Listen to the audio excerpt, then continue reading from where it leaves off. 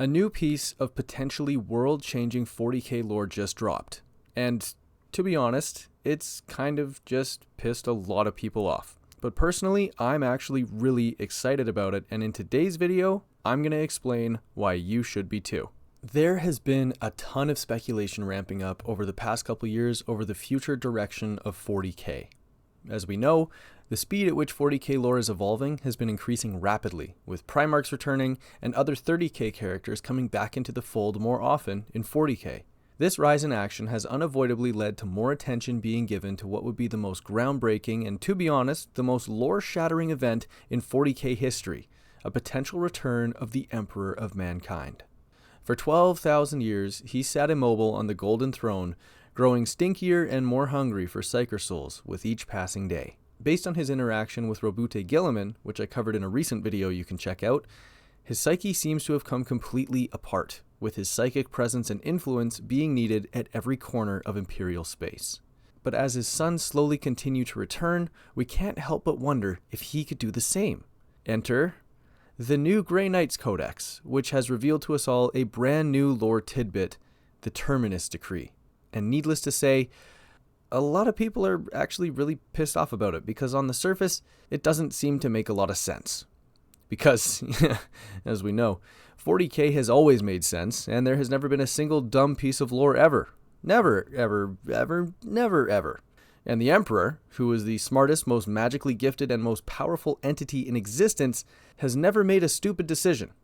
Like hiding the warp from his sons, or revealing the warp to one of his sons, allowing him and his legion to dedicate themselves to learning everything they could, only to subsequently ban them from using it right after. Or embarrassing the shit out of his son Lorgar for idolizing him while a solid portion of his other sons actively hated him, which led to Lorgar hating him, and leading those other sons to take him from this to this. So wait, you're telling me the guy who made all of these decisions also created the Terminus decree that doesn't seem to make sense? What? No way.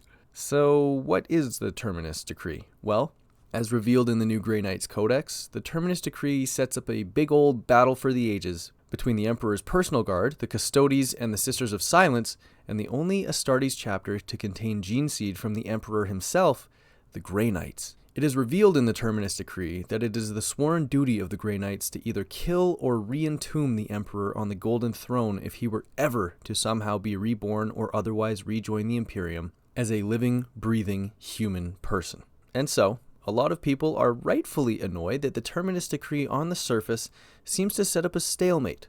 And while us 40k fans are well aware that the entire setting of 40k is made up of stalemates, and honestly relies on them to keep the hundreds of existing 40k storylines advancing, the idea of the Emperor regaining strength even while the Golden Throne is getting closer and closer to the point of failure is honestly super compelling. So why do I think that the Terminus decree isn't nearly as stupid as a lot of people say it is? Well, I actually have a few reasons. First of all, a potential clash between the most elite warriors the Imperium has ever made and the most elite Astartes, in theory, that have ever existed is awesome.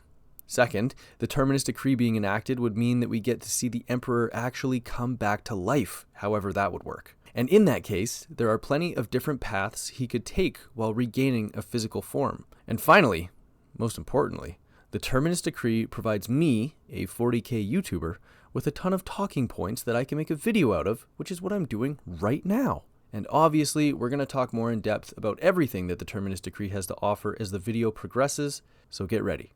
Okay, to start off, we can talk about the prospect of what looks to be, on the surface at least, the most compelling clash of Imperial forces since the Horus Heresy. On one side, we have the most elite space marines that the Imperium has to offer, the Grey Knights. Well, at least they're elite against demons. Not so much against space wolves. Okay, but still, they have the gene seed of the Emperor himself, so they must be elite, right? After all, they're all super powerful psychers and can use their psychic abilities in battle. On the other side, we have the Custodes, who are intentionally not psychically gifted whatsoever. So even though they are the most elite warriors of any kind that the Imperium has to offer, who's to say that they would have any match for the Grey Knights when it comes to using the power of the warp? Oh. Right. They also work with the Sisters of Silence, women who are psychically inert, which is to say that they project a field of inertness. Is that a word? Well, Google Docs didn't put a red line under it when I wrote it in the script just now, so I guess so. Anyway, they project a field of inertness around them that renders any psychic being, not psychic. Okay, so it looks like we have the Custodes, the greatest warriors that have ever existed in the history of humankind, who can beat any space marine in combat, be it one-on-one or chapter versus chapter, and the Sisters of Silence, who aside from their inherent blankness are also immensely gifted warriors, against a now regular space marine chapter. But this invites other questions. Maybe do the Grey Knights have a contingency plan for dealing with the Sisters of Silence? Probably. But also, the Custodes have contingency plans for literally everything.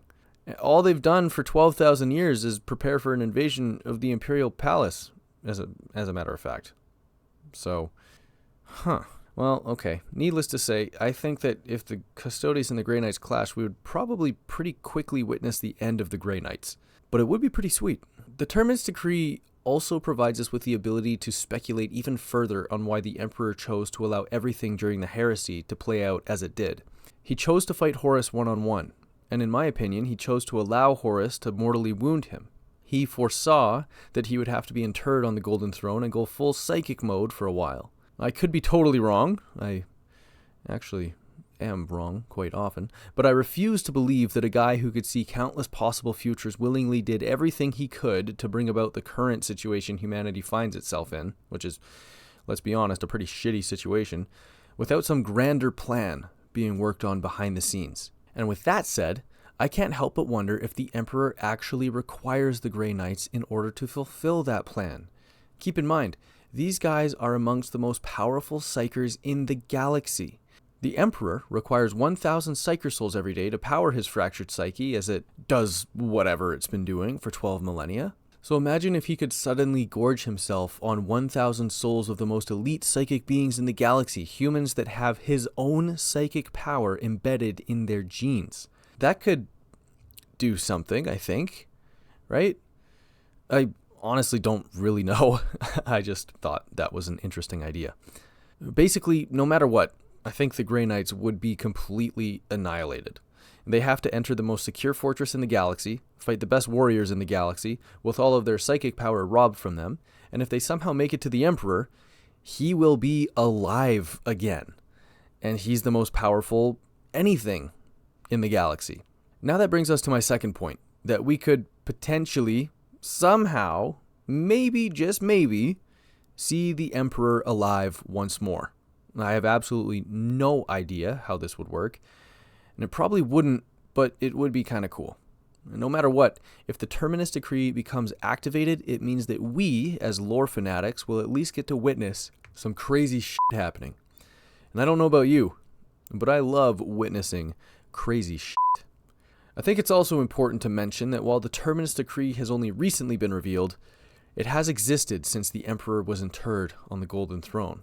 It could honestly even be a sort of quickly composed failsafe protocol where the Emperor was like, yeah, I'm going to be dead in the mortal world, but my indescribably powerful soul will be alive in the immaterium, which is where I draw all my power from, and it will literally give me an infinite power source. So who knows what the fuck is going to happen.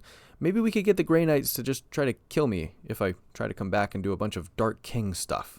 But even as I say that, again, what would literally anyone accomplish against not only the Custodes, but the Emperor, especially as he's all supercharged on warp power? Okay, yeah, this is starting to sound really stupid. Oh my god, I'm agreeing with the Redditors. So yeah, I don't really know. The Terminus decree does seem sort of pointless, but I personally find its existence to still be of importance. Why? Because it provides us with more context while trying to decipher what direction the lore is heading in currently. We know from the Bequin series that Valdor is very likely still active and is actively working on learning the true name of the Emperor. We know from the Dawn of Fire series that the Star Child, the fragment of the Emperor's being that holds his compassion and hope, is still relevant in the lore, and who knows, maybe it could play a part in the future. We also know that the Dark King, the fifth Chaos God, which represents the drive for destruction without reason, already has its place reserved in the warp, with an immaterial kingdom and its servants already existing. We also know that the Emperor holds the potential to be either the Star Child or the Dark King, but he also holds the potential to be both. As we know from his meeting with Guilliman, the Emperor as we knew him, the one that I talk about in this video, no longer exists. He is now many fractured shards of psychic capability. I honestly don't know how else to describe him, or them. I don't know, it's weird. But when Guilliman went to talk to the Emperor, he basically just got yelled at by like 10,000 voices for a day straight. So the Emperor could, in theory, plan to coalesce back into two separate entities, the Dark King in the Immaterium and the Star Child in real space. His Dark King portion could wage war on the forces of chaos, destroying the Chaos Gods, while his Star Child portion, who is the embodiment of compassion and love and hope, could lead humanity. Or the Dark King portion could then attempt to destroy the entire galaxy after it finishes destroying everything in the Immaterium. Because again, it's the god of destruction without reason. So in that case, would the Emperor end up fighting himself? Star Child versus Dark King? Am I way off base with this line of thinking? Am I completely wrong about all of this? Is the speculation I've done in this video actually just based off of a bunch of different Black Library authors writing up a bunch of crazy plot lines that they had no idea what to do with? Yeah, probably. But my main point still stands. I am excited to see this new lore drop, because even though it's kind of dumb on the surface, it provides us with a lot more context for the future of 40k and allows us to ramp up our speculations another notch. And most importantly, it provided me with the material to make a video, which you just finished watching, I hope. Hopefully you made it this far. And if you did, thank you for watching. Leave a like if you liked it, subscribe for more 40k content, and of course, let me know what you want to see next. See ya!